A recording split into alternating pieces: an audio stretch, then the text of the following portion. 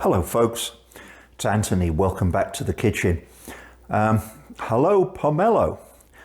This bad boy's Pomelo, largest citrus fruit out there. Supposed to taste a bit like a mild grapefruit. And as you can see, this one weighs in at 3.5 pounds. At my Asian grocery this morning, they were $9 a piece. So we're going to cut him up and just see what he's like inside. Bear with us. To get started, we topped and tailed him.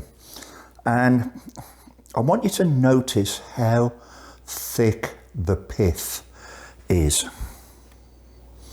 Here and up here. In China, there is a recipe as a meat replacement for braised pomelo pith.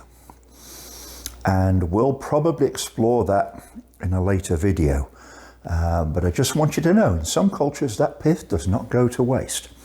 But anyway, I'm not going to give you the fun of watching me peel this, but I'm going to get a chef's knife. Actually, I may use my vegetable knife and just trim all this skin off so we can get the segments out. Here's our pomelo after we've trimmed all the skin and pith off, or at least as best we can. Makes the braising of pomelo pith look a lot more sensible. So we will try that in a later recipe. I have tried a few little bites of the trimmings, and it is a mild grapefruit. This is a pink pomelo, by the way. And we'll leave you a link to the grower and importer site in the notes. But for now, we're going to go back over to our big cutting board and see if we can segment this bad boy. So here's our pomelo after I cut the flesh out as carefully as I could. Cut out the seeds, all the rest of that stuff, and you'll see we had just about 1.4 pounds left. So that's 2.1 pounds loss. Makes the argument for braising the pith pretty strong, if you want my honest opinion.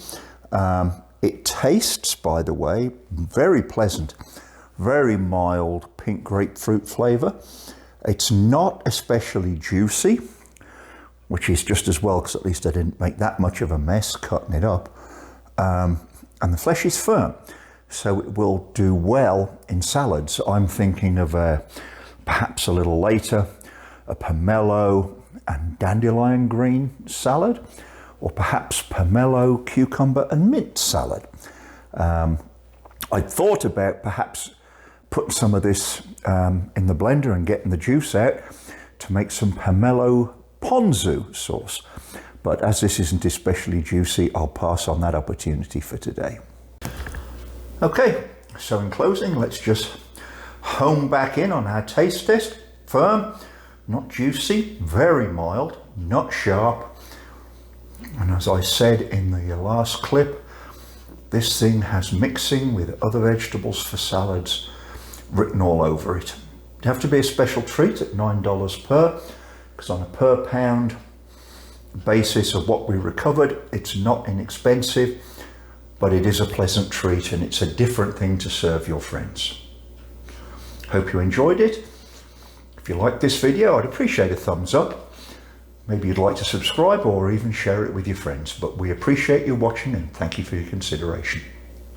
Well, here's the afterward, and the first thing I wanted to tell you is that the pomelo is certainly sous chef approved. I had to admonish her to leave it alone. I swear she'd eat it all. Anyway, here's Yosway, the pomelo importer, to the US's website. These fruits come from China.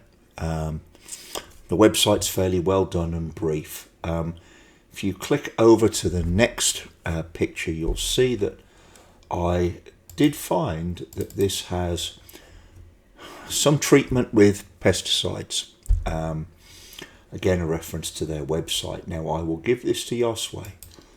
They have a page specifically dealing with food safety, and I'm pleased to see that they have a fairly rigorous inspection program that ensures that their pesticides are approved and below the maximum residue level approved by the EU. By the way, the EU, European Union, is generally a bigger nanny than the USDA, so I'm fairly happy that they pay attention to this. With that, once again, hope you enjoyed the video, and I hope you have the opportunity to try a pomelo. I'm glad I did.